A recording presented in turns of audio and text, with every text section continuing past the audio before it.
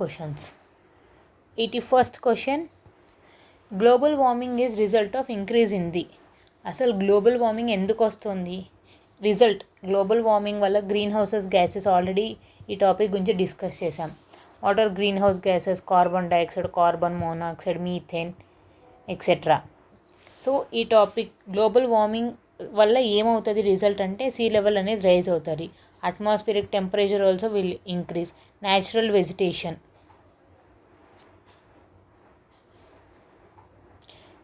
No it's not, they are not asking global warming వల్ల ఏమవుతుంది అని.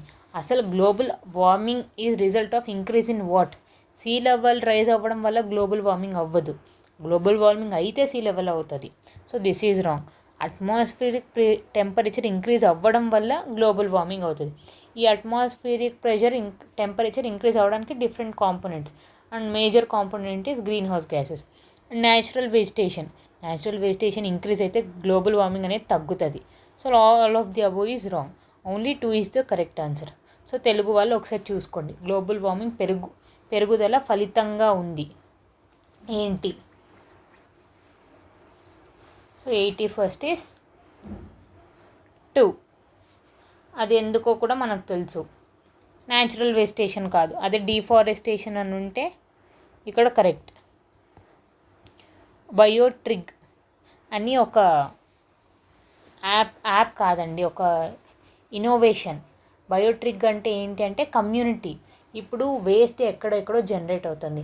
ఆ వేస్ట్ ఎవరెవరో కలెక్ట్ చేసి దాన్ని పైరాలసిస్, ఇన్సర్నేషన్, కాంపోజిట్ అవన్నీ చేసేదానికంటే ఎవరు ఏ కమ్యూనిటీ వాళ్ళు, విలేజ్లో ఉండేవాళ్ళు విలేజ్ ఆ వేస్ట్ని అంతా కలెక్ట్ చేసుకొని మీరు దాని నుంచి వచ్చే బయోగ్యాస్, బయోఫ్యూయల్ యూస్ చేసుకోండి యాజ్ ఎ ఫర్టిలైజర్ లాగా, ఆయిల్ లాగా, గ్యాస్ లాగా. సో అది మీకే యూజ్ ఉంటుంది కదా అని చెప్పడమే బయోట్రిగ్.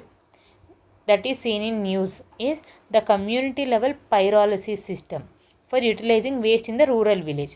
సో బయోట్రిగ్ అనేది ఇప్పుడు వేస్ట్ ఏంటి ఎక్కడెక్కడో జనరేట్ అయ్యి అక్కడ నుంచి అందరూ కలెక్ట్ చేసుకొని అది ఎక్కడో ఒక చోట వెళ్ళి డంపింగ్ చేసి మళ్ళీ దాన్ని ఎక్కడో తీసుకుపోయి డిఫరెన్షియేట్ చేసి మళ్ళీ దాన్ని యూస్ చేసి మళ్ళీ దాన్ని డిస్ట్రిబ్యూట్ చేయాలి. So long process. దాని బదులు ఎక్కడ జనరేట్ అయ్యే వేస్ట్ ఆ విలేజ్ వాళ్ళు గ్యాదర్ అయ్యి దాన్ని యూస్ చేసుకోవడం బెస్ట్. సో దీంట్లో మనం నేర్చుకోవాల్సింది ఏంటంటే పైరాలసిస్.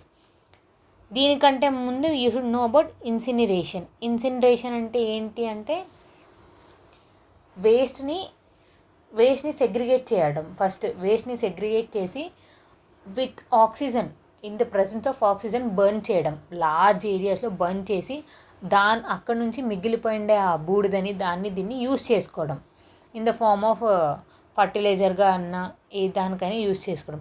అదే పైరాలసిస్ అంటే ఏంటంటే ఒక క్లోజ్డ్ కంబస్షన్ ఛాంబర్లో, ఆ ఛాంబర్లో ఆక్సిజన్ ఇన్వాల్వ్మెంట్ ఏం లేకుండా దాన్ని బర్న్ చేయడం వల్ల గ్యాస్ అనేది ప్రొడ్యూస్ అవుతుంది, ఆయిల్ అనేది ప్రొడ్యూస్ అవుతుంది. సో దాన్ని మనం ఫ్యూయల్ లాగా, ఫర్టిలైజర్గా యూజ్ చేసుకోవడం. అండ్ ఇంకోటి కంబషన్ అంటే సేమ్ కాల్చేయడం. కాంపోజిషన్ అంటే ఏంటంటే ఆ వేస్ట్ జనరేట్ అయిన వేస్ట్ని సమ్ మైక్రో ఆర్గానిజం, ఫంగస్ని యూజ్ చేసేసి అవి తిని డైజెస్ట్ అయిన తర్వాత అది వేస్ట్ని ఎలా ఎక్స్క్రీట్ చేస్తుంది అంటే అదే యూస్ఫుల్ మాన్యూర్ లాగా. సో ఇలా యూస్ చేసుకోండి అని. సో పైరాలసిస్, ఇన్సినరేషన్, వేస్ట్ని ఎలా యూస్ చేసుకోవచ్చు.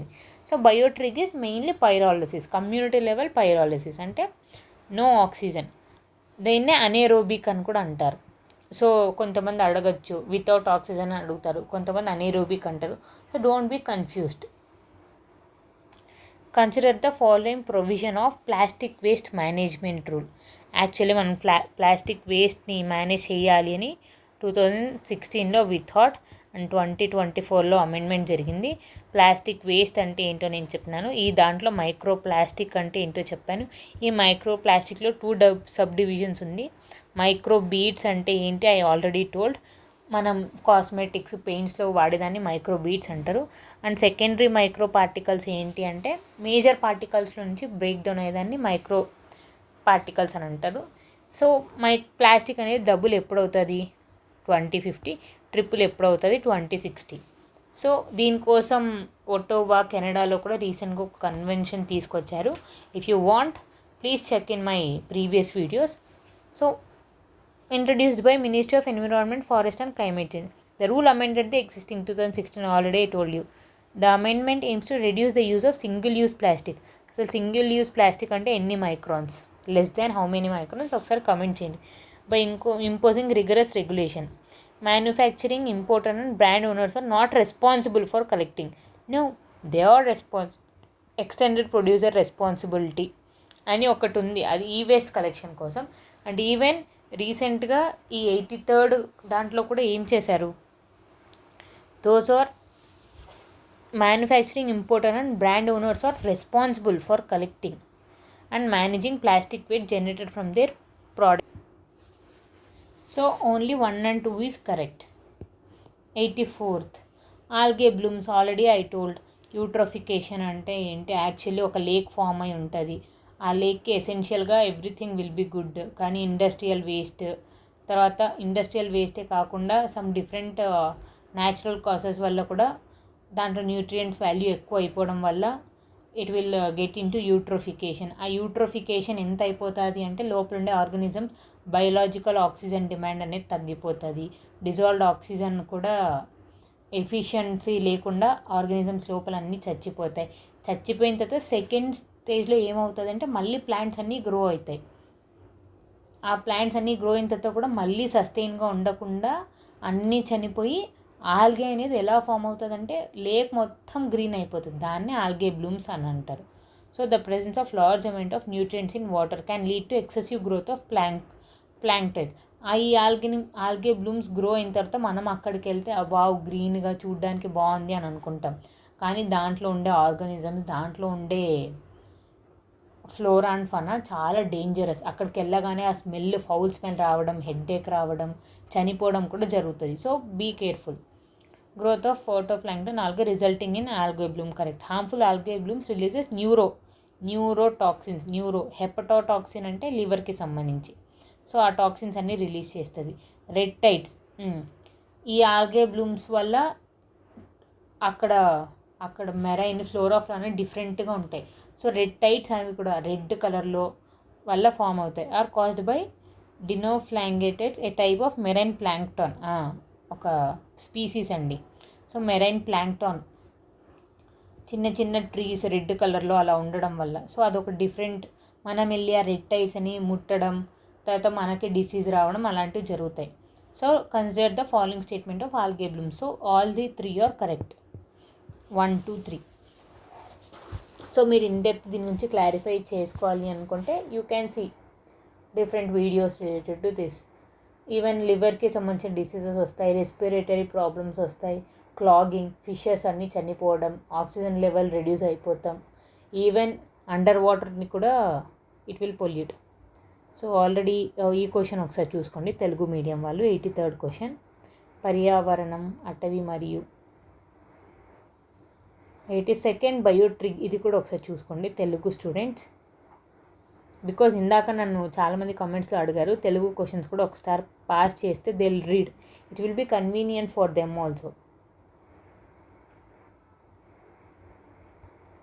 83rd question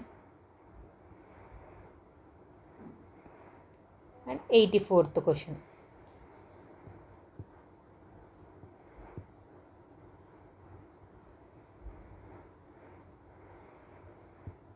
And next 85th question, nutrient enrichment of lake at accelerated rate caused by human activities. Already నేను చెప్పాను యూట్రోఫికేషన్, దాంట్లో న్యాచురల్ యూట్రోఫికేషన్, కల్చర్డ్ యూట్రోఫికేషన్. న్యాచురల్గా అయిపోదని న్యాచురల్ యూట్రోఫికేషన్ అంటారు. అదే ఒక హ్యూమన్ యాక్టివిటీస్ వల్ల జరిగితే దాన్ని కల్చర్డ్ యూట్రోఫికేషన్ అంటారు. So cultured by human activities అని ఇక్కడ క్లియర్గా మెన్షన్ చేశారు. దాన్ని ఏమంటారు అంటే cultural eutrophication. So Telugu candidates once look after this. Natural eutrophication human activities వల్ల చేసేది, కల్చరల్ యూట్రోఫికేషన్. యాంథ్రోపోజెనిక్ అని అంటారు. యాంథ్రోపోజెనిక్ అంటే ఎవరు అంటే యాంథ్రో అంటే study of human, anthropology, sociology study of society, sociology. Anthropology అంటే study of human existence. So anthropogenic అన్నా కూడా హ్యూమన్ కాజెస్ అని. వాటర్ శానిటరీ ల్యాండ్ ఫిల్స్ అంటే మనకు తెలుసు, మనం చెత్త అంతా తీసుకోపోయి ల్యాండ్లో ఫిల్ చేయడంనే ల్యాండ్ ఫిల్స్ అంటారు. అదే శానిటరీ ల్యాండ్ ఫిల్స్ అంటే సాలిడ్ని డంప్ చేయడం. జస్ట్ డంపింగ్ కాదు, ఎకో ఫ్రెండ్లీగా డంప్ చేయడం. A special design area of safe disposal of solid waste with minimum environmental impact. So remember, just landfills చేయడం గ్రేట్ కాదు, అది ఎకో ఫ్రెండ్లీగా చేయడం. So environmental impact. For example ఎలా అంటే, ఇక్కడ చెత్త ఈ ఏరియాలో చెత్త వేయాలి అని అనుకున్నారు. సో మీరు ఏం చేస్తారంటే ఫస్ట్ ఈ లేయర్లో పర్మిసబుల్ సాలిడ్స్ ఆర్ రాక్స్ని వేస్తారు. అంటే ఇంపర్మియబుల్ రాక్స్ అంటే ఏంటి అంటే, అక్కడ వాటర్ కానీ మనం ఏం వేసినా లోపలికి పోదు, వాటర్ ఏం పీడ్చుకోదు. దాని తర్వాత ప్లాస్టిక్ లేయర్ వేయడం. ప్లాస్టిక్లో అసలు nothing will be penetrated into plastic. మళ్ళీ రాక్స్ వేయడం. ఇలా వేసి ఇలా ఒక 2-3 లేయర్స్తో అది కవర్ చేసేసి దాని తర్వాత వేస్ట్ వేసి డంప్ చేసిన తర్వాత మళ్ళీ దాన్ని పైరాలసిస్ ఇన్సినరేషన్ సంథింగ్ ఏదో ఒకటిలాగా యూస్ చేసుకోవడం. So got my point. So sanitary land fills ఇలా చేయడం వల్ల లీచింగ్ అనేది జరగదు, గ్రౌండ్ వాటర్ అనేది పొల్యూట్ అవ్వదు, మెయిన్గా ఈవెన్ సాయిల్ అనేది కూడా పొల్యూట్ అవ్వదు. ఎందుకంటే మనం ఒక ఏరియా నీట్గా క్లీన్ చేసి దాంట్లో ఆ ఏరియా పొల్యూట్ అవ్వకుండా మనం చాలా లేయర్స్ని you're filling with different contents fill అవ్వడం వల్ల దీని మీద మనం చెత్త వేసినా కూడా లోపలికి ఏం పోకుండా ఉంటుంది. సో శానిటరీ ల్యాండ్ ఫిల్స్ అంటే ఏంటి అని దే క్యాన్ ఆస్క్. చూసారా, ల్యాండ్ ఫిల్స్ చేయడం గ్రేట్ కాదు, శానిటరీ ల్యాండ్ ఫిల్స్ ఇలా టెక్నాలజీగా ఇలా యూస్ అవ్వాలి మన technology, not in another way. ఇప్పుడు యూస్ చేస్తున్న టెక్నాలజీ ఎన్విరాన్మెంట్ని డిగ్రేడ్ చేసేలాగా ఉంది, but technology should be useful for environment. So Telugu students once look after this question. 86th and 87th ఈ వేస్ట్. ఇండియా ఈ వేస్ట్లో ఎన్నో ర్యాంక్లో ఉంది? 3rd ర్యాంక్లో ఉంది. ఈ వేస్ట్ అంటే ఎలక్ట్రానిక్ నుంచి వచ్చే వేస్ట్. ఎలక్ట్రానిక్స్ అంటే ఏంటి? కంప్యూటర్స్, మొబైల్స్, ఈవెన్ మనం యూస్ చేసే మెషిన్స్, ఆటోమొబైల్స్, అప్లయన్స్, ఎవ్రీథింగ్. ఎందుకు? దాంట్లోనే చాలా కెమికల్స్ ఉంటాయి, లెడ్, కాడ్మియం, బేరియం అలాంటివి. సో దానివల్ల different diseases, for example cancers వస్తాయి. లెడ్ ఉండడం వల్ల బ్రెయిన్ ఫంక్షనింగ్ స్టాప్ అవుతుంది, ఐకి కూడా ఎఫెక్ట్ అవుతుంది. దాన్ని తెలియకుండా ఎన్నర్గా కన్జ్యూమ్ చేస్తే వీ కాంట్ డైజెస్ట్ అవ్వకపోవడం వల్ల లివర్, కిడ్నీ ఫెయిల్యూర్స్ కూడా జరుగుతాయి. సో ఈ waste management rule 2022 introduce digitalized systems approach for standardizing ఈ వేస్ట్ వాల్యూ చైన్. అవును, డిజిటలైజ్డ్ అంటే ఎక్కడ ఏముంది, సోర్స్ ఎవరు, కలెక్షన్ ఎవరు, ఎంత కలెక్ట్ అవుతుంది అని మొత్తం డేటా ఫైండ్ అవుట్ చేయడం. India rank 7th. So confusion. So కొంచెం ఫ్యాక్చువల్ డేటా కూడా important. India ranks 3rd. First ఎవరు? మన నైబర్ చైనా. సెకండ్ ఎవరు? మన friend USA. So remember, only one is correct. Ozone layer, the most important topic. Ozone UV plus O2 will gives rise to ozone. ఈ ఓజోన్లో 2 type of ozone, good ozone, bad ozone. ఈ bad ozone photo chemical స్మాగ్కి ఎలా use చేస్తుంది? Good ozone అంటార్టికాలో ఎలా లేయర్గా form అవుతుంది?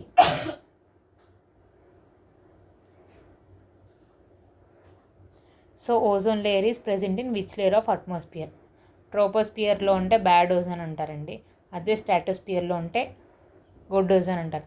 ఐనోస్ఫియర్లో అవన్నీ ఉండదు. Thermosphere, the spheres are different. So stratosphere ఎన్ని కిలోమీటర్స్ నుంచి ఎన్ని కిలోమీటర్స్ వరకు ఒకసారి కమెంట్ చేయండి. 89. What is the primary cause of snow blindness? Snow blindness అంటే ఏమనుకుంటున్నారు అందరూ? స్నో ఏరియాలో వెళ్ళడం వల్ల బ్లైండ్నెస్ రావడం. అలాంటి direct questions don't expect. Snow దగ్గరికి వెళ్తే బ్లైండ్నెస్ రావడం, నో. బికాజ్ మనం హ్యూమన్స్కి యువి రేడియేషన్స్ ఎక్కువ పడడం వల్ల ఐ ఎఫెక్ట్ అవ్వడంనే స్నో బ్లైండ్నెస్ అంటారు. Over exposure to UV radiations reflected from snow and ice is called snow blindness. So దానివల్ల ఏమవుతుంది? ఐ ఇరిటేషన్ అవ్వడం, eye blurness, even permanent vision loss అవ్వడం కూడా జరగచ్చు. So remember, what is snow blindness? Next 90th question. Deforestation, deforestation destroy habitats, అంతే కదండి. Even మనమే మన ఓన్ హౌస్ డెస్ట్రాయ్ చేసేస్తే అక్కడ అందరినీ కోల్పోతాం, ఫ్రెండ్స్ని, నేబర్స్ని. అలా సేమ్ ప్లాంట్స్ కూడా అంతే. అక్కడ ఉండే ఎక్కువ ట్రీస్ని అవి ఇవి చంపేయడం వల్ల అక్కడ habitats will be lost and contribute to species extinction. అవును. The Amazon rain forest is also called as lungs of earth because 20% of the oxygen is released from this Amazon rainforest. 60% బ్రెజిల్లోనే ఉంటుంది. And Amazon rain forest is covered by how many states, how many countries? 9 countries. ఆ countries ఏంటో comment చేయండి. బేసిక్గా ఈ question geographical question, but knowledge కోసం there is nothing wrong in reading, but if you know comment that answer. So Amazon rain forest suffers from significant deforestation. అవును, 2020 after Covid 2021 to 2023 చాలా deforestation జరిగిందండి. ఇప్పుడు చాలామంది committees కూడా form అవుతున్నాయి ఆ deforestation ఆపాలి అని. So what are the questions we read? సో ఒకసారి తెలుగు వాళ్ళు చూసుకోండి. సారీ ఈ few times I'm not showing Telugu questions, అలవాటు అయిపోయింది అలా. బట్ ఇఫ్ పాసిబుల్ చూసుకోండి. 90th క్వశ్చన్, 89th క్వశ్చన్ ఒకసారి పాస్ చేసి ఒకసారి చదివేయండి. 88th క్వశ్చన్, 87th,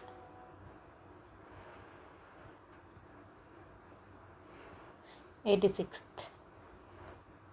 అంటే మీకు టర్మినాలజీ కొంచెం యూజ్ అవుతుంది తెలుగులో చూసేస్తే.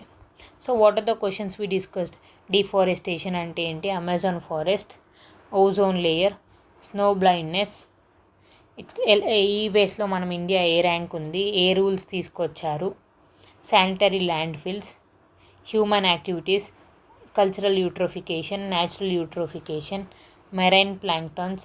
అండ్ మీరు ఎకానమీ లేక్స్ గురించి చదివేటప్పుడు నెక్టాన్స్ అంటే ఏంటి, బెంథాన్స్ అంటే ఏంటి, ఫైటాన్స్ అంటే ఏంటి, ఫోటోఫైటాన్స్ అంటే ఏంటి ఒకసారి చూసుకోండి. జస్ట్ లేక్ యూపీఎస్సీ అని టైప్ చేయండి, మొత్తం వస్తుంది. సో నేను డైరెక్ట్ టాపిక్లోకి ఎంటర్ అయిపోతున్నా బికాజ్ ఐఎమ్ డిస్కసింగ్ క్వశ్చన్స్. అదే if possible I will make even videos also, but అట్లా last stage I will do that. Plastic waste management, బయోట్రిగ్ app and global warming. This is the questions. So Telugu వాళ్ళు కూడా ఒక్కొక్కసారి pass చేసుకొని questions అన్నీ చూడండి.